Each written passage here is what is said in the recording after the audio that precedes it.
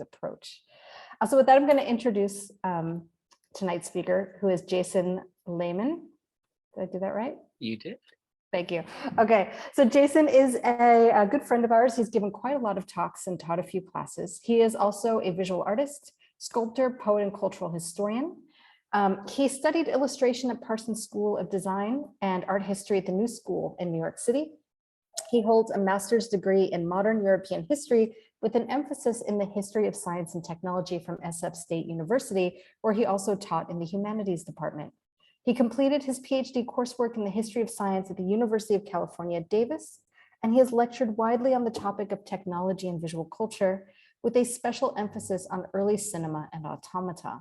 He is currently based in Portugal, where he maintains a full-time studio art practice. So with that, I'm going to give it over to tonight's speaker. And just a quick reminder before we begin, if anyone has any questions, you can save them for the end and then put them in the chat, and then Jason will be happy to answer them. Okay, so welcome everybody, and let's get started. Sounds great. Thank you so much, Joanna. It's always such a pleasure to be with you and everyone who's a part of the Morbid Anatomy family. So this afternoon's talk is going to be related to, obviously, the subject of robots. But what I wanted to do was to kind of do a deep dive into the subject of power. And because robots, automata, artificial life is something that has actually been with us for a very, very long time, the subject of what allows something like this to operate, who can create such things, and all of these sort of attendant narratives around the power that both generates artificial life and also dictates who is in control of it, have very, very deep roots. And these very deep roots that are so related to the topic of power are something that I think we don't look at enough, because I think for most of us, most of the time, they're invisible. And what I mean by that is the myths and the narratives underneath the story of the robot are invisible to most of us. So that's what this talk is going to be about. And because we're talking about technology and we're talking about power, and we're looking at something like the robot in the longue durée, this is necessarily going to take us into the topic of magic. So without further ado, let's get started. So words carry within them history, particularly if we're thinking about the meanings of words. And the meanings of words change over time. And when I teach, one of the ways that I like to teach is by pointing out specific words that seem to keep popping up if we're covering a certain topic, and thinking about not just the history of the word etymologically, but also maybe the different things that that word has been connected to over time. And so today I want us to be thinking about, obviously, the robot, or the automaton, the older word, magic, and how magic is related to science and to technology, and also to the occult. Very, very important. And in the subject of the history of robots, in the subject of artificial life, these three sort of word constellations are constantly orbiting one another and influencing one another in ways that I don't think most of us are usually aware of.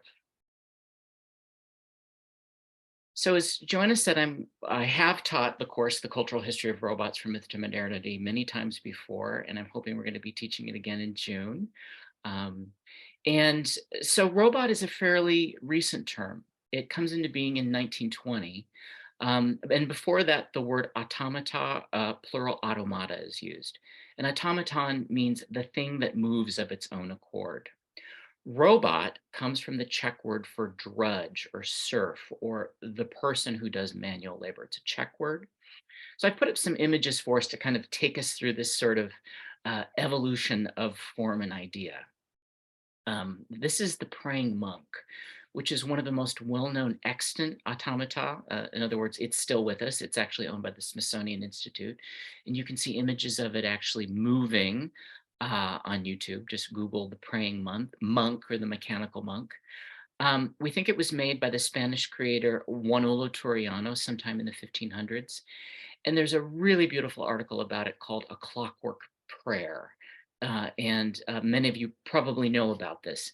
But it was essentially an object that was created as a kind of a not so much as a relic, but as a prayer machine. Very, very fascinating story. So I've put that up there. Carol Chapek's play RUR, Rossum's Universal Robots, is, as I said, the literary creation that introduces the word robot into the English language. And in the 1920s, we have a kind of an explosion of artificial life being made that is both inspired by RUR and that is also continuing in this tradition, which goes way back of creating artificial life. This is an image of, I think, of Eric, who is one of a couple of robots made in the 1920s by some English inventors. So how is artificial life related to the subject of magic and to the occult? Well, in two different ways. So this is an image made by Rembrandt of Faust, and we're going to be talking more about Faust because the story of Faust and the subject of Faust, the genius who hungers for knowledge, is related to both the subject of magic and also to artificial life. Um, but if we're thinking about the history of magic in the West, as things change in the field of knowledge, the idea of magic also changes. So magic moves from being a study of the occult, the invisible, tied to spirits. And in the 18th, 19th, and then especially the early 20th century, we get into this idea of magic as a performance, right? And so I've put up this theatrical poster from the 1920s showing you the spike trick, in which a woman appears to be pierced by spikes. Of course, when people are attending modern magic shows, they know that what they are seeing is not something that is actually, tied to something satanic. At least I don't think that's what most people in the audience are thinking. They're thinking of it as a deception or as a trick. And so there's a very, very different thing that occurs in the modern period where magic as something that is real becomes something that is much more performative and that is seen to be an illusion. Now, I want to say that this is an entangled idea that it's not, there's not such a neat cleavage, right? I mean, if we go back into the ancient world and even into the medieval period, when magicians are performing their magic, not everyone thinks that demons are at work, right? There are always people who are saying, this person is a charlatan, this person is a deceiver. It's just that in periods before the modern era, there is the possibility that magic is also something that is having to do with the relationship of humans to spirits. So again, in keeping with this idea of the modern idea of magic as being an illusion, I want to point out Jean-Eugène Robert Houdin. And Harry Houdini actually takes his stage name from Robert Houdin. Robert Houdin is a stage magician, but he is also an automaton maker and a clock maker. So again, in the 19th century, you get this wonderful tradition of stage magic, also sometimes people that actually are making things like clocks and automata, but they are also masters of illusion. So Robert Houdin and Harry Houdini are yoked together not only in their name and in the lineage of this idea of stage magic, they're also yoked together in another way. I'm going to talk about that in just a second, but I wanted to put up two images from from the career of Robert Houdin because it's tied into two of the objects that we're going to be looking at in the long history of artificial life. One is the doll or the moving figure, the animated doll, and the other one is the disembodied head or the oracular head. The head that is brought to life by the magician or through magical means, and that utters important things, very often prophecies. So I'm going to talk about how this ties back to older ideas of magic, but I want to show you how these old tropes are a part of Robert Houdin's stage shows in the 19th century. So here is Robert Houdin with one of his automaton puppets, who's this little figure that would sit on the trapeze and would interact with him in his stage shows, and also a disembodied head that would seem to perform and to answer questions for him during his stage shows. And both of these, of course, were very clever illusions. Harry Houdini, again, who has taken his name from Robert Houdin, one of the things that Houdini does, and many of you probably know this already, is he is very, very keen on exposing fraudulent spiritualists. He's a debunker. So Houdini's this interesting character because he's tying together this sort of tradition of stage magic growing out of the 19th century. And also he is playing the role of debunker in the rise of spiritualism. He creates a whole a text called The Unmasking of Robert Houdin, in which he reveals his stage tricks.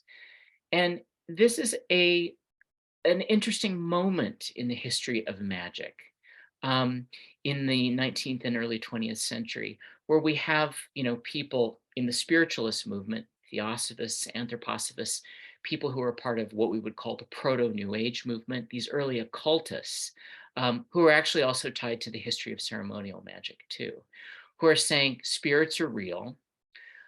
We participate in these interactions with them. And there is a science to this. So in the 19th century, there's also this movement in things like theosophy and anthroposophy to try to make the occult scientific. On the other side of this are the stage magicians and the people like Houdini, who are saying it's all trickery. And we're going to show you how to do that. Another aspect of this is the rise in all of the popular books on how to do magic tricks. And so I've put up a text from the late 19th century, Modern Magic, which is a part of a burgeoning genre. You too can learn how to do stage magic. All of the great secrets of the stage magicians will be revealed to you. And I would say that in our own time, if you think about people like David Copperfield, like John Gahn, all of these masters of modern stage magic, a part of what they do as educators is to show the public very often how the trickery is done. So let's set that aside for a minute, and I want to talk about this idea of the occult. Because again, in the modern period, occultism kind of has this double meaning. It comes from the word, the Latin word for hidden, right? So that to occult something is to hide it. So the occult is that realm of knowledge which has to do with hidden things. And this is true in the sense of the occult as being a whole system of arcane knowledge in which people claim that they can contact things like the spirits of the dead or angels and demons or fairies.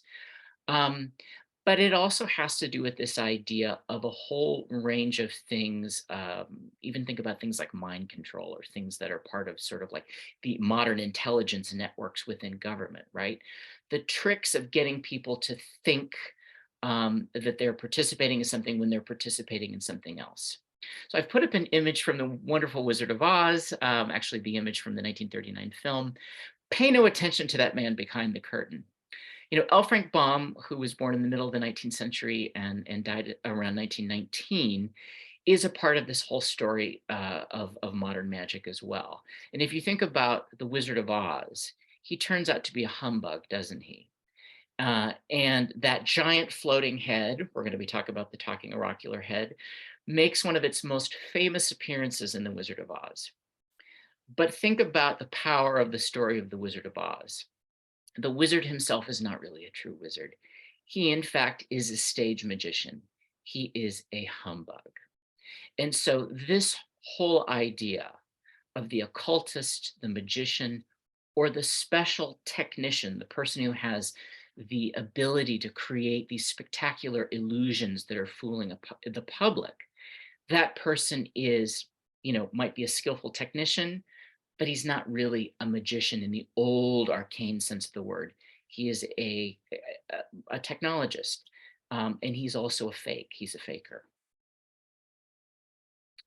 So again, in thinking about how technology is tied into the idea of the occult, is tied into the idea of science even, we're going to talk about this in just a second, I want us to think about the meanings of these three words, technology, magic, and science.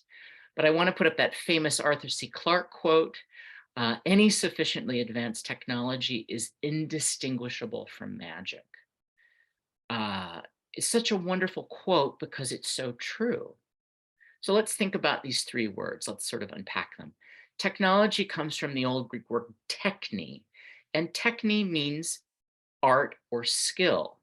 So the technologist, the practitioner of techne, is an individual who is skilled in some kind of an art or a science. They're a specialist, right? They can bring about marvelous things by virtue of the fact that they understand some kind of arcanum. Now, the word magic goes back to the Magi, who are the legendary caste of stargazers in old Persia. We think that comes out of the Zoroastrian tradition. And this, of course, gets tied into the tradition of Christmas. If we think about the three kings, in earlier stories, there were not three of them. Their number is not listed in the Bible, right? But they are these very powerful magicians, the Magi, who have read about the birth of the Messiah in the stars, right? So they are from this older order of priests who are connected not only to the power of astrology, astronomy, but also to prophecy. They understand how the universe is yoked together by virtue of what the stars tell them, right? That's where the word magic comes from. And then science comes from the Greek verb sire, which means to know. The older word for a scientist comes into being as a term in the 19th century. Before that, in the Western scientific tradition, these people called themselves natural philosophers. But in our time, over the last 150 years, technology, and then the older term magic, and then also the later term science, these things are all yoked together by virtue of the idea that the technician, the magician, and the scientist are all holders of precious or arcane knowledge.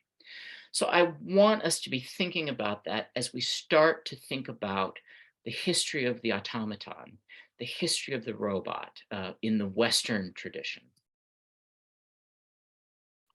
So if you take my class or if you know anything about the history of robots and the history of automata, you know that in the object of the automaton, in the object of the robot, the subject of science, technology, and also hidden forces come together. And these forces all come together in the object of the automaton as an object of wonder. There is an eliciting of wonder in the audience, right?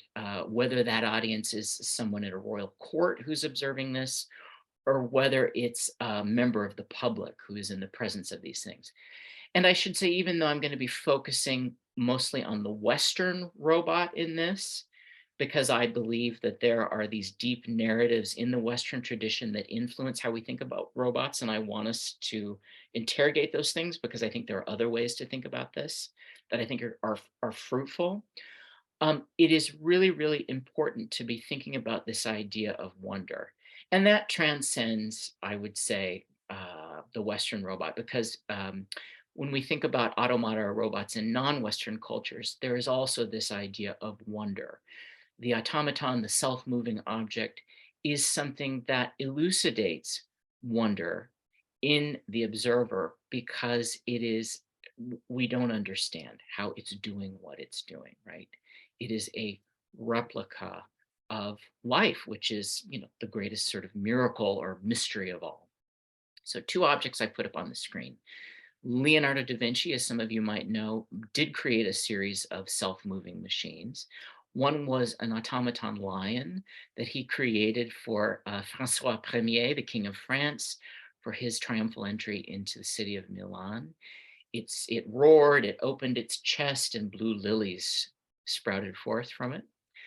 It's no longer with us, but there are a series of replicas of it that have been done both in the virtual world, and then also there are a group of Italian technologists who have actually replicated it. The rider automaton created by the Jacques-Droz family in the 18th century are still with us, and those are to be found at a museum in Neuchâtel up in Switzerland. Um, And if you take the class, we're going to be talking about these objects at length. Two others that I want to put up for you are the Great Clock of Strasbourg in France, which has a variety of moving automata, which have to do with the cycles of time and also sacred history. And then the three automata of Jacques de Vaucanson from the 18th century. Jacques de Vaucanson is one of the most important people in the history of the creation of artificial life. And although these three robots, proto-robots, are no longer with us, the duck that seemed to eat grain and also defecate, was with us until the 19th century. There are actually photographs of the object that surfaced in the last 100 years. The story of the creation of these three automatons is really, really something that's spectacular. But what I want to point out is that in each of these historical epochs, the Great Clock of Strasbourg goes back to the Middle Ages, and the automata of Jacques de Vaucanson are from the 18th century, from the Enlightenment period. In all of these different time periods, the self-moving machine elicits this experience of wonder from the people that are in the presence of it. And that ties it into magic as well. So again, in this talk, there's two objects that we're going to keep returning to because they're tied into magic. They're also tied into fear, and they pop up over and over again. And towards the end of the lecture, I'm going to be talking about how they pop up in cinema. One is this disembodied head that utters oracles or prophecies. And that goes back to this thing called the brazen head. It shows up in stories about Albertus Magnus, one of the great early saints. And then there are a variety of other people that keep making this thing throughout history. We'll talk about that in a minute. And also the doll, the living doll, and usually it's a female thing. So I've shown an image here of the automaton lover, Olympia, from E.T.A. Hoffman's short story, The Sandman. And that's also tied into the history of the idea of the uncanny. We'll talk more about that in a minute. But the disembodied head and then the doll that's very often an object of sort of erotic desire, the fembot, these things show up over and over and over again, not only in the history of magic, but in the history of artificial life. So part of sort of one of the sort of deep currents that I want us to be thinking about in this particular talk is, why does the robot freak us out? So we're going to talk about things like the uncanny valley in a minute. But I want to be introducing this idea again on occultism. I think that the occultism of knowledge, what is the knowledge that allows an artificial object to appear to be alive? That's a part of this. And I would say, now in our discussions around AI, around chatbots, deep fakes, all of these things that are of the moment, I would say part of the deep anxiety that I think all of us are feeling when we engage in discussions around chatbot, AI, deep fake, artificial lovers, sex dolls, all these things.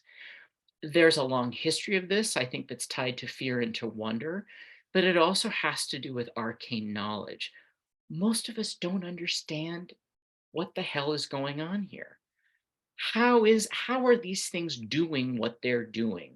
Most of us don't have a handle on this. And in the case of, where we are now with AI, this whole idea of the algorithm and the black box, and we can't, even, the most, brilliant people can't look inside to the workings of the algorithm. The idea of the mystery of the knowledge itself is a part of the deep current of anxiety, I argue. The other idea is that the robot is a double. The robot is a replacement for something. The uncanny valley, many of you are familiar with this idea. We're going to talk about what the uncanny valley is. I'm sure many of you, if you're here for this talk, know about that already. The robot also creates a confusion of categories. And we'll see this in the antecedent objects when people are doing things like reviving the dead or creating these talking heads or these magical dolls, right? There is a confusion of categories. Is the thing alive or is it dead? Is it a work of art? Is it a living thing? What is it? And that liminality creates an anxiety in us. Two other things. There are deep-seated narratives around hubris. If a human being creates an artificial form of life, has that human being overstepped the boundaries, the boundary between mortal and immortal, the boundary between the human and the God, the creator and the creation, okay? And then also, attendant upon that and connected to that is the narrative of rebellion and overthrow. Just as human beings are always pushing back against the gods because the gods made us, will our creation, made in our image, push back against us as we once pushed back against the gods? So there's this sort of chain of emanations, right, between the creator and the created. That's very, very deeply rooted in our ideas around artificial life. Therefore, I want to hammer this home. There are persistent narratives that undergird the persistent fears in the Western tradition of artificial life. And I don't think these are talked about enough in our culture. I think these things are just accepted as being fact. And I want to point out that they're not. They're stories that we have told for so long that it seems almost impossible for us to have a discussion around artificial life without falling back on these narratives.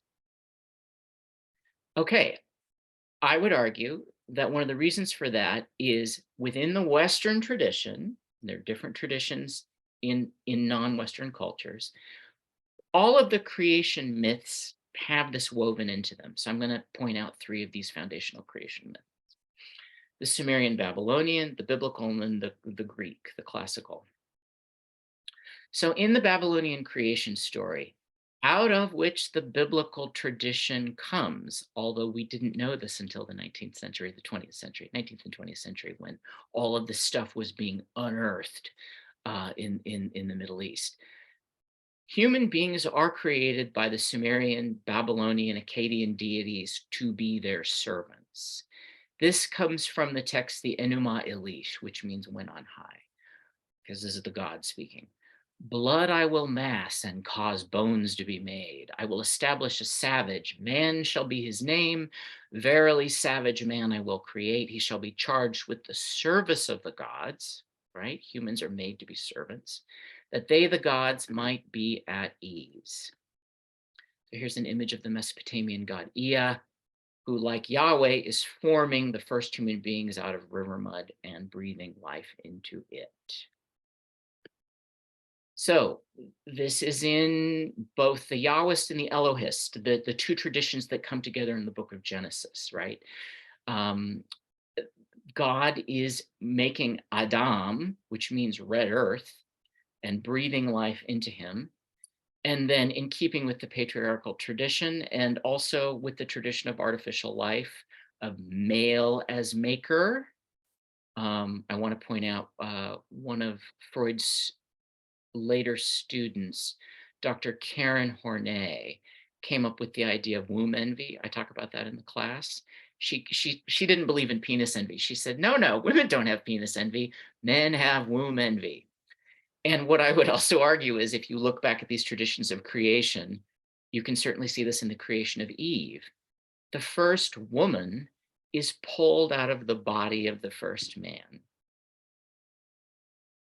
We've got that in the Near Eastern. We've got this in the biblical, and then we have this also in the classical Greek.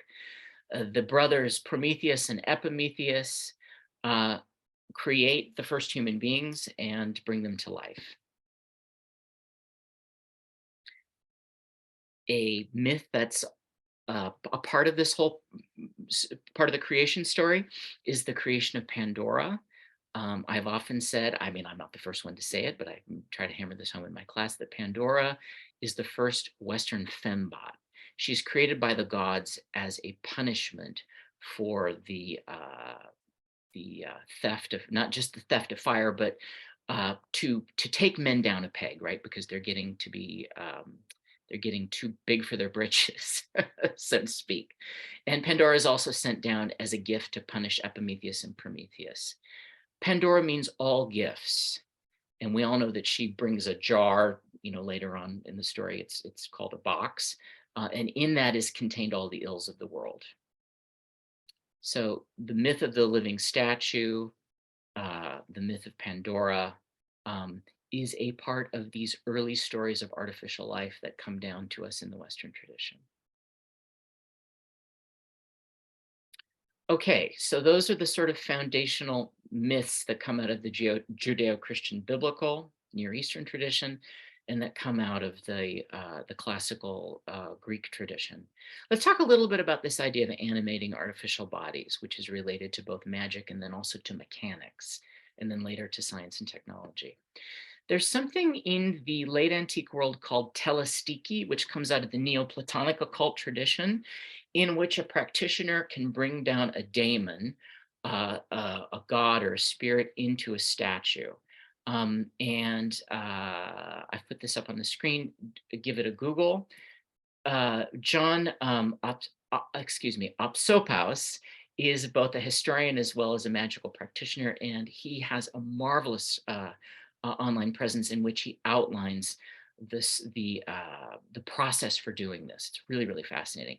But this is a tradition in the late antique world of that magicians would use, ceremonial practitioners would use, so that the god, the spirit that they were working with, could actually be embodied on earth. They would pull the energy of that deity, that intelligence, down into a statue. And there are a whole system of rituals and processes for doing this. So in thinking about the late antique classical world, again, I talk about this in the class, we spend a whole week on it. In the ancient world, in the Mediterranean world, and in this sort of Alexandrian world, in Alexandria especially, although you find it all in various places in Egypt and other parts of the Greco-Roman and the Alexandrian world, you have temples that have gods that move. And in Hero, or Hieron of Alexandria's text on pneumatics and mechanics, he actually spells out how these machines work. There are temple doors that seem to open of their own accord when the altar is lit. There are figures that seem to come to life on altars. There are statues that bleed and that cry out. There's a wonderful, the History Channel has actually done a really marvelous recreation of a lot of these. I will post a link to that when Joanna posts this lecture. So if you don't know about it, there's definitely a way to watch it online. Some more images of these automatic doors in the temple.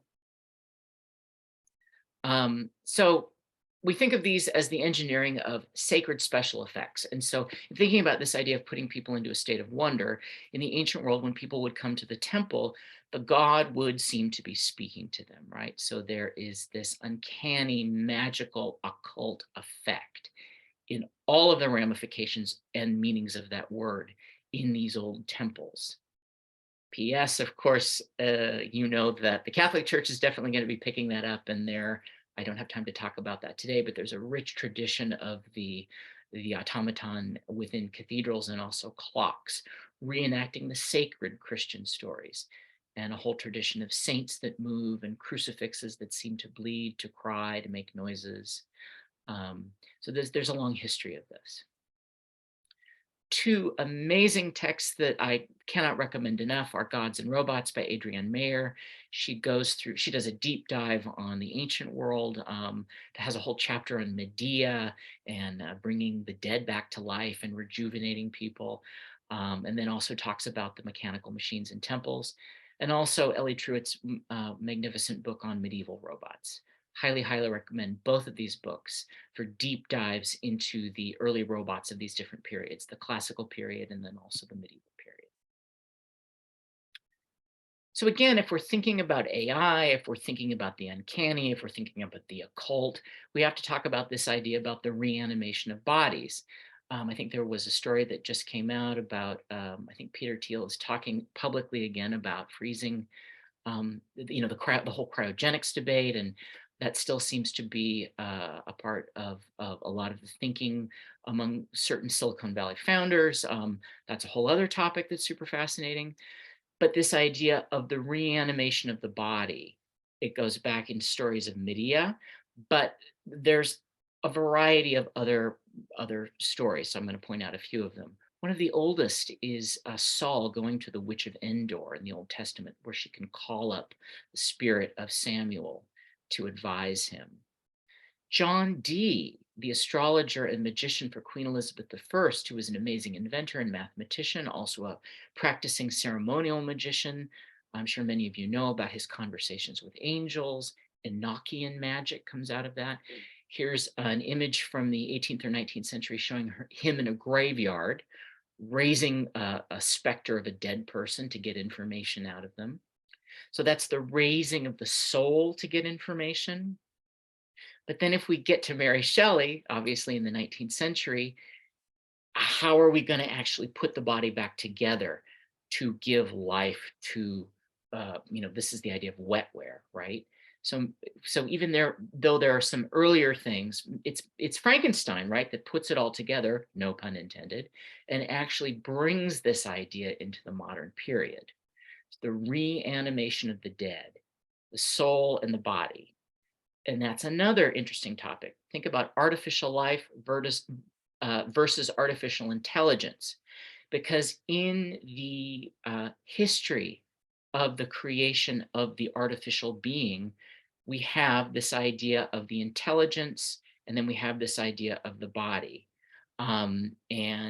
So that's also where sort of robots and AI kind of, the body versus the consciousness. These things are always entangled, right? But in different times and in different periods, there's a different, as we say, emphasis is put on a different syllable, right? So in thinking about this idea about AI, we have to be thinking about the history of the idea of the soul in the West. Aristotle's idea of the soul, right? The soul is made out of three different types of things, and it's connected to the body in different ways. Plants, animals, and humans have different types of souls, non-rational, partly rational, rational, right? I think we could sort of think of these as sort of different types of operating systems, to use our language now, but they all seem to come together to operate in the body in different ways. And then, of course, I put up this beautiful image from our friend William Blake, the soul hovering over the body. So in the modern period, as we're thinking about how do we actually make robots, there's still this sort of entanglement of what's a soul and what's a body, what's the difference? And if we're replicating the soul or replicating the body, how do we disentangle the history of even understanding what these things are, right?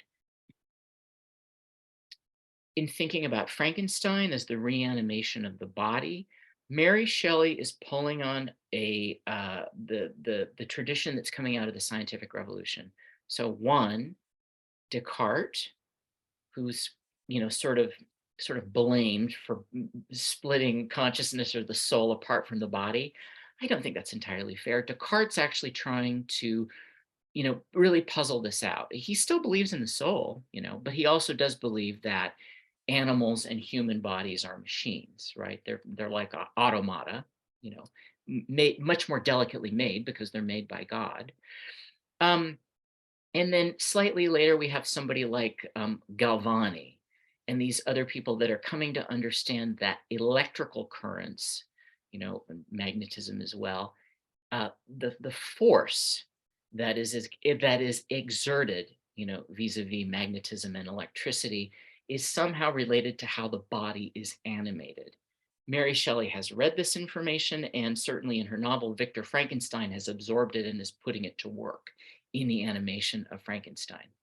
Galvani's experiments around magnetism and electricity are where we're getting this, it's alive, as sewn together corpses are being raised up into the air, and lightning, right, is being used to animate them. That comes right out of these experiments being done in the 18th century. So there's that.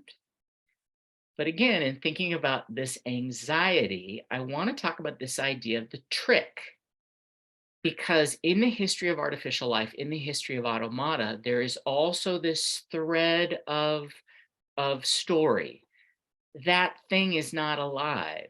Somebody's in the basement talking through a speaking tube. I mean, we know that in some of the ancient temples, the priests were doing this. We actually have a statue of an Egyptian god in the Louvre that has a piece of a speaking pipe in the back of its head. So I've put up two examples of this faux automata object, right?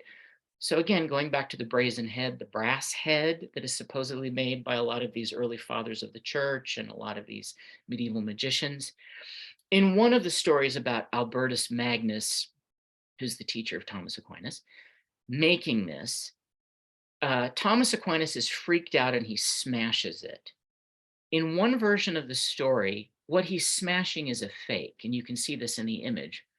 Albertus Magnus is down in the room below talking through a speaking tube, fooling Thomas Aquinas, who is smashing it, right? He thinks that it's satanic and evil and he's smashing it, but it's a stage trick. So that version of the story has always been there, right? There were always people that knew that there was trickery involved in the temple, right? Another case in point closer to our own time is the great faux automaton, the chess-playing Turk, which is made by von Kempelen. And there's a whole fantastic book by Tom Standage called The Turk, which is about the life of this object. It's people think that it actually can play chess.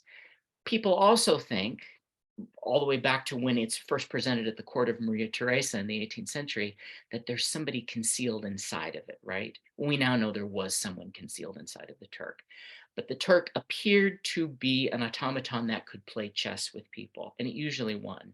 We now know that it was a very, very clever trick using something called a pantograph. That's all I have time to say about that. Again, lots of information online to describe how that worked if you don't know. But again, the robot, the automaton, is it real? Is it a trick, right?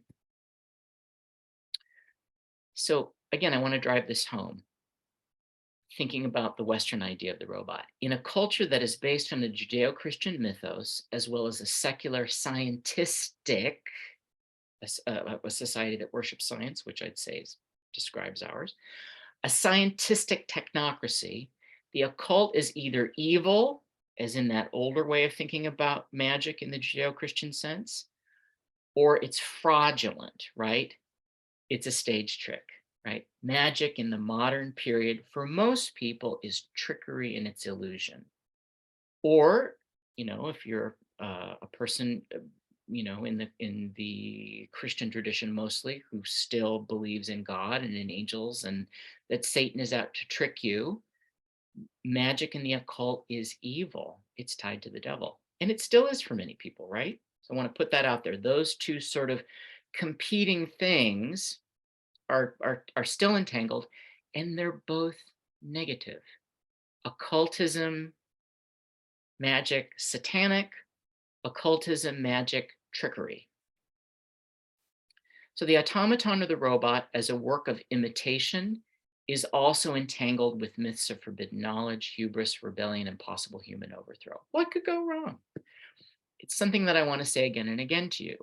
In the Western tradition, which is the dominant tradition of robots still, most of the time, there's a negativity and an anxiety underneath all this. And I argue it's because it goes back to these older ways of thinking about artificial life. Another case in point, Faust, who is the prototypical learned man overreaching the bounds, right, of what is acceptable. Not only is he a great scholar and a proto-scientist, right, he's made a pact with the devil. And in Goethe's Faust, he's also obsessed with the homunculus, with the creation of artificial life in a beaker or a test tube. And of course, this is something that goes way back to the Renaissance. This idea comes out of, Paracelsus, this idea of creating artificial life in the lab. And of course, it's a man who's doing it, right? The artificial womb envy. I'm putting up this image, which I still find very disturbing, of the lamb gestating in an artificial womb. You think about Dolly the sheep. And I've just finished watching the recent remake of Dead Ringers. Um, I'm not going to give a critique here, but I think it's worth watching for a number of reasons. But in the remake of Dead Ringers, the writers, the directors, most of the cast are all women. So I think it's really interesting that they've taken, sort of this modern Dr. Faust Frankenstein story, the Cronenberg film from the 80s, and really done a deep dive into so many of these tropes. They've unpacked it in really interesting ways, and they've also, I think, fairly successfully tried to sort of augment it and alchemize it into a story about women and about the female body, the birthing body, and how that is related to this deep, deep old patriarchal tradition. Who's got the right to this type of knowledge? Who has the right to the childbearing body? All of the things that I'm talking about play out in this new series in really interesting ways.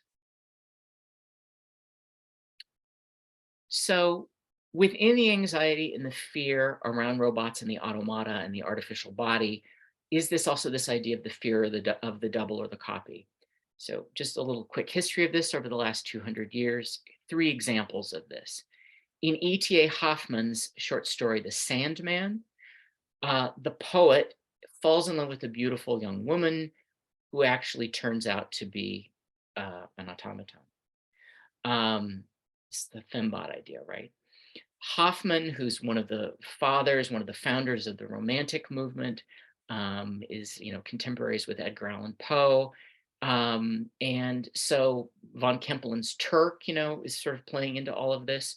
Both Poe and Hoffmann were well aware of the chess-playing Turk, and both of them were coming of age in this world where a lot of these automata were on public display, right? A little bit later, L'Eve Future, Tomorrow's Eve, The Eve of the Future, by Villiers Delisle-Dame, a very, very creepy, strange novel about the creation of the perfect woman. But she's being made for a very erudite scholar aristocrat who's in love with a woman who he doesn't feel is intelligent enough. So he wants the beautiful body of his beloved, but he wants a more highly intelligent being inside of it.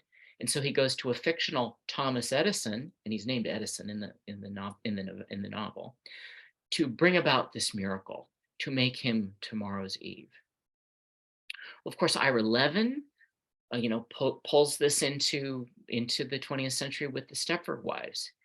And I didn't see the remake, but the original I think is wonderful, and it's in the public domain, and you can find a lovely copy of the Stepford Wives on YouTube. And so I would urge you, if you haven't seen it, to watch it. It's not only an indictment sort of on post-war suburban America and cis white male sexism, but it's also drawing on this rich tradition that comes out of Hoffmann, and also all of these other people who are writing about this. And in all of these situations, there's this thing of the double or the copy.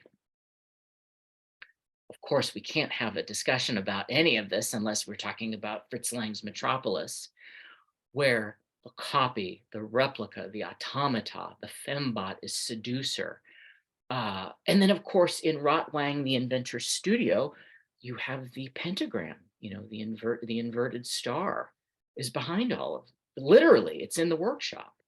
So, it all comes together in Lang's Metropolis, which I think in many ways is why that movie, Ray Bradbury loved it, but he always would talk about how sort of ridiculous it was. It is ridiculous, but it's also fantastic because everything's in there, right? All the Easter eggs are inside Lang's Metropolis. Rebellion is certainly one of these themes that you find in Metropolis, and it's certainly key to RUR. But it's also, in thinking about the history of artificial life and thinking about the history of the creation of Adam, we get this in the golem. Isaac Bashevis Singer turned it into an, even though it's a much older story, he turned it into a novel in the late 60s, beautiful. And then, of course, it was made as one of the great masterpieces of the Weimar cinema in 1920, also available in HD on YouTube. If you haven't seen it, I would urge you to, it's beautiful. The golem is created by Rabbi Loew, supposedly, in the late medieval period in Prague to protect the Jews from Christian persecution. And he ends up running amok, as so many robots do, right? But within the story of the golem is the whole story of the biblical creation, because Rabbi Loew is in a sacred and reverent way, I guess we could say, trying to replicate what Yahweh has done in the first creation. But is he overstepping his bounds? And is that part of the message here? It's ambiguous in a very, very good Talmudic way. Again, RUR, Rossum's Universal Robots, written by Karl Čapek in 1920, introduces the word robot to the world, and then inspires movies and stage plays and artists, and ushers in the robot into modern consciousness. So important. And for those of you who don't know the story, within the story of Rossum's Universal Robots, these characters are not made of metal; they're actually grown, so they're wetware, right? The dominant narrative is, are we not alive? You have made us to be your servants and your slaves, but just as you enslave other human beings, and just as you human beings use one another, if we are conscious and if we are intelligent and if we are soft and feel like you, do we not also deserve to be free? In the class, when I talk about automata in the 18th century, one of the things that I also talk about is how automata in the 18th century become, this actually goes back a little bit earlier to Leviathan by Thomas Hobbes. Automatic machinery and automata start to become a metaphor for radical thinkers and atheists thinking about the way the state is put together, and the way that automatic machinery seems to be a way for thinking through the liberation of class, or how class operates, or how the king rules.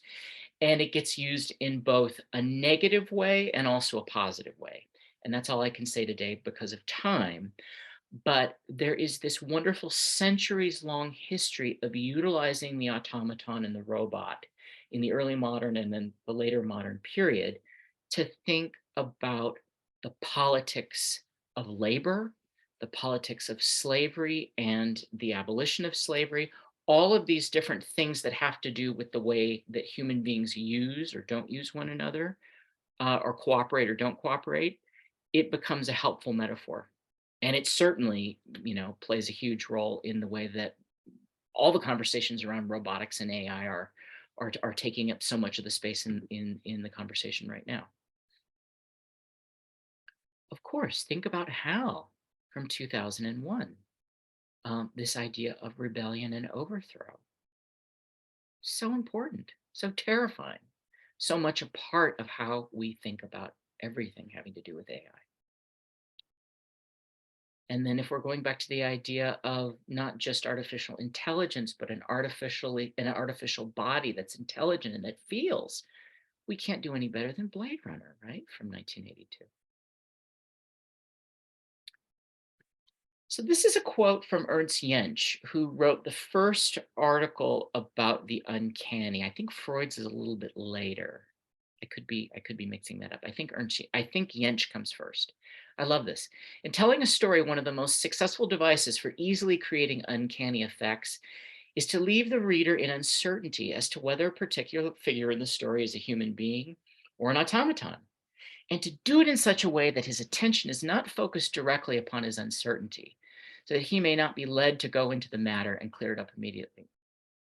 So Jensch, who's German, has grown up reading Hoffman's stories, right? And he is coming out of this Germanic tradition of the uncanny automaton, the beautiful, seductive, artificial object which people are falling in love with, unbeknownst that this thing is a machine. So this anxiety about the confusion is a big part of around the development of the idea of the unheimlich, the uncanny. So the uncanny valley concept, and I'm sure many of you know this already, is put together in a very short essay, which you can find very easily online in translation by Masahiro Mori, who's still with us, I'm thrilled to say, a Japanese roboticist and philosopher. And this is it in a nutshell. The uncanny valley is a hypothesis in the field of human aesthetics first put forward by Mori in 1970. He contended that when human features look and move almost, but not quite, that's very important, as normally expected, people respond with revulsion.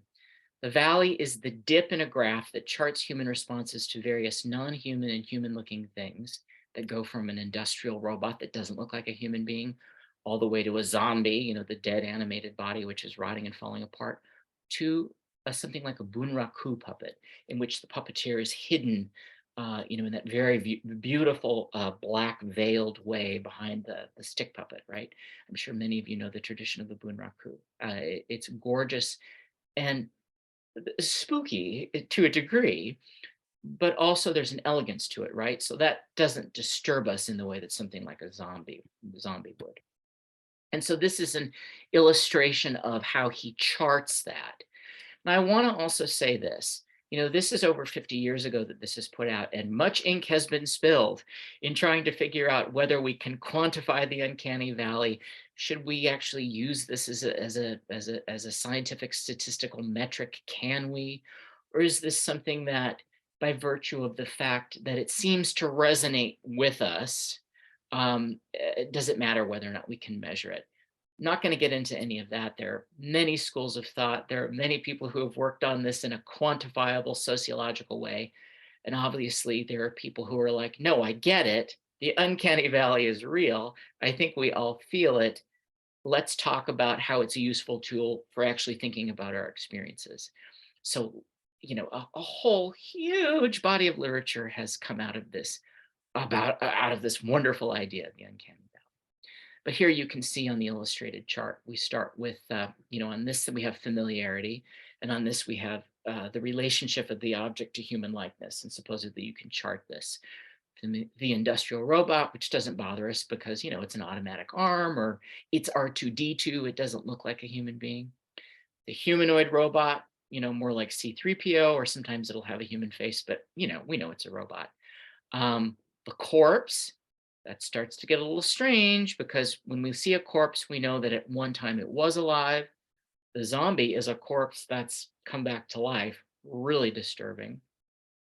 Things like prosthetic hands also can feel disturbing if they don't look quite real. And then we go back up to something like the Bunraku puppet, where the puppeteer is hidden behind the black veils, to the healthy human being. So there seems to be a sort of a pullback. We're really creeped out by the thing that was once alive, is alive, and shouldn't be alive, right? I think this is also tied to the materiality of the thing, right? Is it rubber? Is it wood? Is it painted? Is it, because we've all seen, really beautiful statues, ancient or modern, that have glass eyes that seem to be so, or now with all the technology, sometimes, I'm thinking about those things in the Disney rides with projection, where projection on the statue makes the object look like it's talking or singing or something like that. So I put up two images. One is a human being with a replica that seems, I think, is made out of rubber, but it's over a mechanical apparatus. And then, of course, here's Gwen Stefani standing by her replica at Madame Tussauds. So again, the placement of the object, its relationship to us, and we'll talk more about sort of like the placement of statues in temples when they would move. And so our proximity to it, but also what is it made out of? That seems to be a part of this whole thing having to do with the uncanny valley. I just wanted to point that out. So in keeping with that idea, right? What is the thing made out of? How is it situated in relationship to us? Is it a double? What is it? I want to think about different genres, particularly film genres. So the replicant occupies horror, it occupies science fiction, and it occupies fantasy. It's not, this is now as these things are becoming more and more a part of our daily life in a much more real way, right? Those genres are starting to merge with, a genre that's more about real life. But what I want to point out is the fact that because as people, human beings, we have lived with cinema now for 100 years or more, the genres in which the replicant plays a role are part and parcel with all of the attendant things of these different film genres. And so what I would say is modern people, postmodern people, late modern people, when we're having conversations about robots or replicants, our own software, if you'll let me indulge me and let me use that metaphor, is operating out of all the tropes of horror, science fiction, and fantasy. So it's so hard for us to think about these things apart from these genres that we've all grown up with and enjoyed, right? So I've put up a couple of different images. This is the Mystery of the Wax Museum from 1933, one of the great Fay Ray, or its early Technicolor. Kind of hard to find, but if you can find it, it's absolutely wonderful. And it's inspired later Wax Museum horror films. And then, of course, also the dazzling Ex Machina from 2014, which, although it's science fiction, draws on everything we've been talking about and pulls it right up into the terrifying present moment, right? But again, I put this up on the screen because also, imagistically speaking, the genre of the wax head, the brazen head, the talking head, the oracular head, it shows up in Ex Machina as well. So I guess that's one of the things that I hope, if anything, that you come away with if you're a part of this hour and a half here. And I'm going to be tying this up together shortly, so we'll have time for questions. But is that all of us inside of us have a whole treasure trove of really powerful images that come out of the cinema and that come out of this deep tradition, which more often than not is a tradition that is a tradition of disturbance and unease. And I think it makes it very hard for us to have discussions apart from unease around all of this stuff, because all of this is in the back of our minds. All of this is in our bodies. Okay, so again, I want to talk a little bit about the doll, the daemonic doll. Of course, there is an anthropological tradition about utilizing doll and in imitative magic, if you think about the voodoo doll, but the doll that's used as a stand-in for the victim of black magic, that's all over the world, and it goes way back, right? Here's an image of a doll from Roman Egypt or Alexandrian Egypt from the 2nd century CE with pins jabbed into it as a sort of a curse object.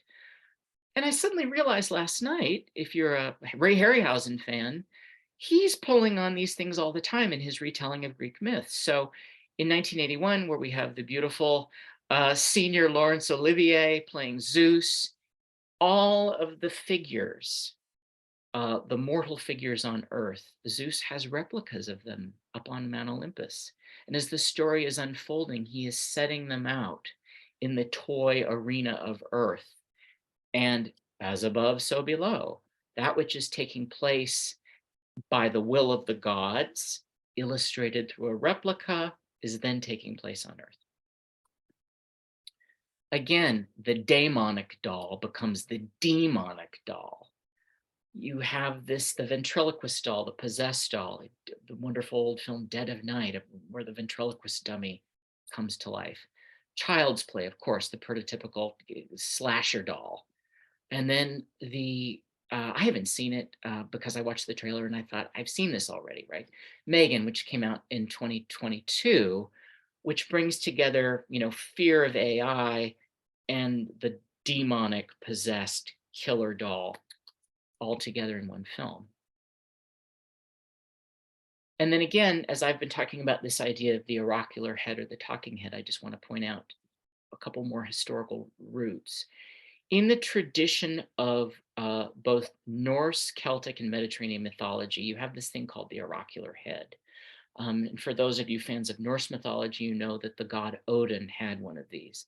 It was the preserved head of a primordial being like a titan named Mimir, and he kept it in an enchanted well, and it had been preserved with magic herbs because Odin, of course, was not just the father of the gods, he was also a skilled sorcerer. And he would go to this head and he would talk to it to get advice. In the Middle Ages, you know, I've talked about that oracular brass head that belonged to Albertus Magnus. It comes up again in the story of Friar Bacon, and it's turned into this wonderful Elizabethan play in which the head is always uttering these oracles to the protagonist. And again, we've talked about the daemonic and the demonic doll in film. We have to talk about the oracular or the talking head. You know, in the very campy The Brain That Wouldn't Die from 1962, or Zombie in Pee-wee's Playhouse. This object comes out of a very, very old tradition. And in thinking about the sort of terrifying replicant reanimated head, you have it in Alien, you know, when the synthetic person is torn apart by the alien. You have it in the Reanimator from 1985, and then you have a direct tie back to these early medieval myths and a discovery of witches, in which the figure of Pope Sylvester is fictionalized as a modern day vampire, and he keeps this this preserved head, much like Odin, in a chest, and he feeds it on his own blood. But that comes right out of this Deborah Harkness, who's a historian of early modern science, of course, knows this story, and so she's pulled that into her novel, and then, of course, it shows up in the TV series. So I want to end, and we are going to end this, and we'll open it up for questions on an important point, and we don't have time to go very deeply into it today, but I do a whole week on it in A Cultural History of Robots.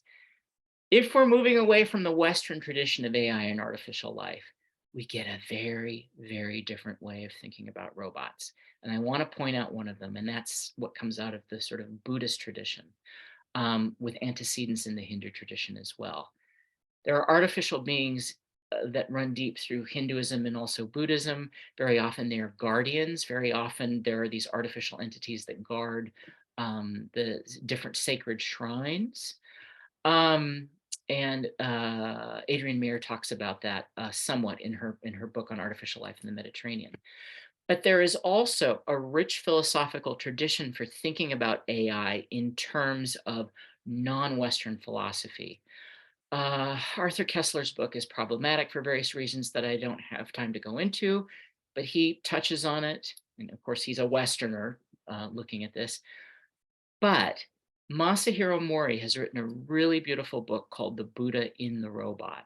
So the person, the thinker who brought us the Uncanny Valley, has also taken time to really think through this subject from a Buddhist point of view. So I want to recommend the book. It's very good. And then Suraj Hongladharam, and I'm not sure if I'm saying the name correctly, has written a new text called The Ethics of AI and Robotics, a Buddhist viewpoint. So I'm trained as a historian of Western science and the Western occult. I come out of that. But I also, as a non-specialist, have, through my work on this, have explored non-Western traditions. And I just want to say that I feel that there are so many wonderful alternative ways of thinking about this that have to be pulled more and more into the mainstream. There are many scholars and philosophers and artists and people working on this, and they've done the work already, but it needs to be continue to be pulled in, because what I see in the American press in particular, and in the Western European press, are these same negative narratives, negative narratives, negative narratives. And of course, so many of our founders of Silicon Valley are Westerners. And so I argue that so many of these very, very dark negative narratives that sort of have this unconscious history need to be met with other ways of thinking about AI and robotics. So Joanna, I'm going to end there, but let's open it up for questions, Okay, great. Thank you comments. so much, Jason. We already have quite a lot of activity in both the chat and the Q&A. So I'm going to start with the Q&A. Eric Levine asks, could the uncanny valley trace back to various hominids coexisting, like humans, Neanderthals, Denisovians? What a wonderful observation. Why not? Why not? Because I think a lot of the work, and I want to say this, there has been a lot of work that I'm not conversant in it, and I've read a few things in it, but neurologists and a lot of different types of scientists and social sciences are actually doing work on this. So why not? That makes sense to me. Okay, we have another question from Eric Levine who says, was Isaac Newton interested in artificial humans? Was he interested in automata? I don't know. That's a very good question. I don't know. Okay. We know, of course, he was an alchemist and he was very interested in prophecy. Okay. And as I think this is the last question that I see, so I'm going to also just say, I see there's a lot of comments in the chat. If people have more questions, oh, one more just popped up, but please keep them coming. So we have Rachel Stanley who says, when do you think the concept of robots and replicants not having emotions or questions about whether they have emotions became a common trope? In Oz, originally written in 1900, the Tin Man is portrayed as not having a heart or emotions, though narratively he's shown to be extremely empathetic. Has that trope been there from the beginning, or is there some place that you see it emerging? So two thoughts. Yes, it's a I would say it comes out of the Cartesian, it comes out of it's the 18th century period is really where, with the rise of sensibility, particularly in the late 18th century, there is a trying to figure out how mechanism can, we don't have to throw it away, but how can we start thinking about living things in a way that isn't reliant on these ideas of sort of like hard mechanisms. So it's a 19th century thing. And I go into this at length in the class. We spent 2 weeks talking about this. It's tied into theories of the body, theories of emotion, and this sort of back and forth around this. So, and it also has to do with what I would call the mathematicizing of thought. So this is something that comes out of Ada Lovelace's work, when she's doing the first computer programming. How can thought be thought of in terms of sort of mathematics or coding? So it's a modern thing. And I want to say something about the Tin Man. And I'm sure the person who's brought this up knows this. The Tin Man is a replacement, right? Because remember, his axe is enchanted, and he has to go back to, every time the axe slips and cuts off a limb, he has to go back to the tinsmith. So he's replicated. And later on in the Oz books, he meets his old meat self. So there's two of them. And as I recall, the meat self is called Chopfit.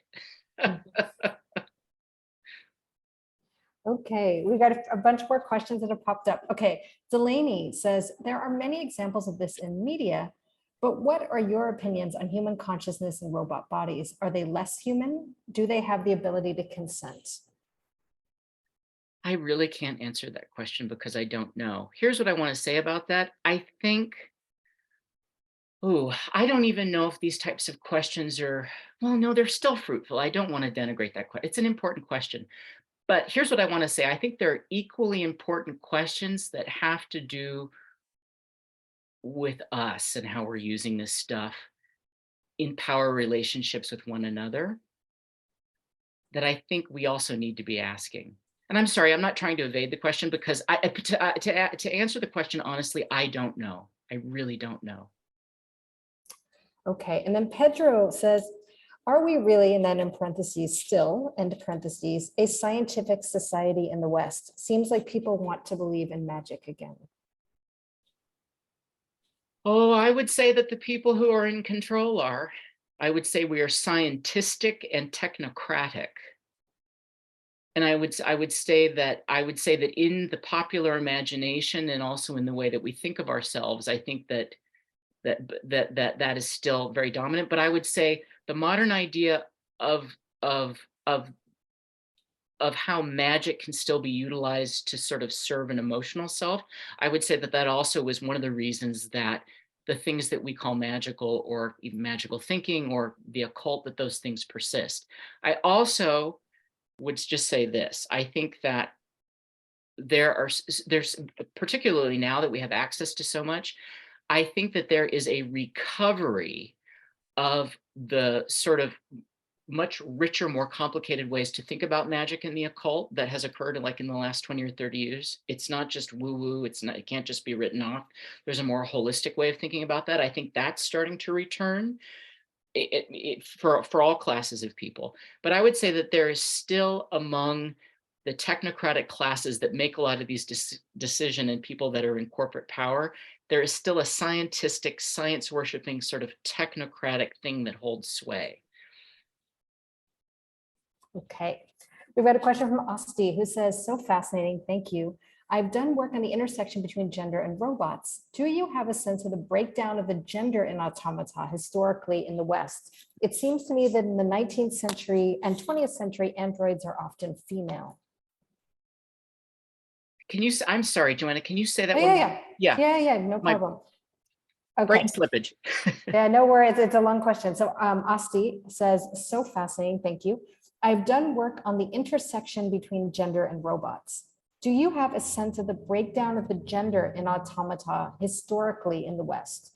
It seems to me that in the 19th century and 20th centuries, androids are often female. Hi, Asti. Yes, and I am familiar with your work, by the way. So thank you. Thank you for being here. I'm really honored. Yeah, I did a whole talk on it actually. Joanna, is that available? Yeah, that should be. Asti, if you text me, I can send you a link to that. It's on our Patreon somewhere.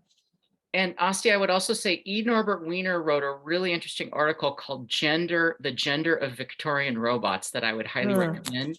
And it's in that anthology that Jessica Riskin put together called Genesis Redux. Okay, looks like we have one final question so far from Delaney who says, are they less human because they were programmed to have human memories / emotions, or are they still human? Maybe that was in reference to the question you were answering earlier. I would just say it depends on what you define as human. Here's the other thing. I think we all think we know what we are, and I don't think we do. So I think that the idea of even what is human has to be interrogated.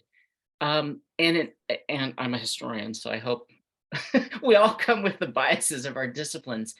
But one of the things that I've discovered as a historian, and it's very humbling for me as a person, is that so much of what I think I understand about a particular thing, or even the language that I use for it, is historically contingent in ways that I don't even yet fully understand. So I would say, here's how I'm going to answer this question.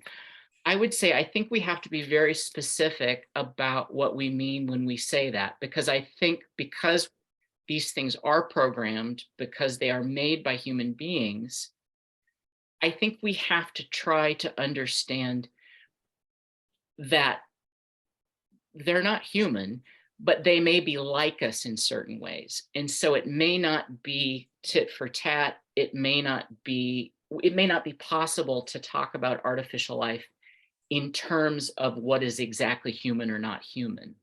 Here's what I said. I want to just say this. I made a statement in a talk that I gave a couple of years ago. We were talking about Buddhism. We were talking about progress. And they said, okay, well, you don't believe in the historical idea of progress. Not entirely true. I think that technology and science and knowledge very often make certain things better for certain people at certain times. And somebody said, well, what would your definition of progress be? Less suffering for more beings. I think that's a beautiful end note. And I don't see any more questions. I see some nice comments in the chat. People seem to really enjoy it. I really enjoyed it as well. I will send you the chat later, Jason, because I think you might be interested in just some of the comments people were making throughout. Thank you.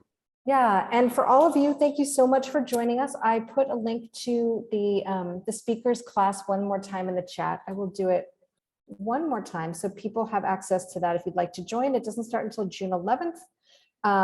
And hope to see you there. I hope to see you at another Morbid Anatomy event. Thank you all so much for joining us on a Saturday to hear about a very esoteric topic that maybe doesn't interest all of us as much as it does us. So really wonderful to see you all here. Jason, thank you so much again for your, as always, beautifully researched and beautifully delivered talk.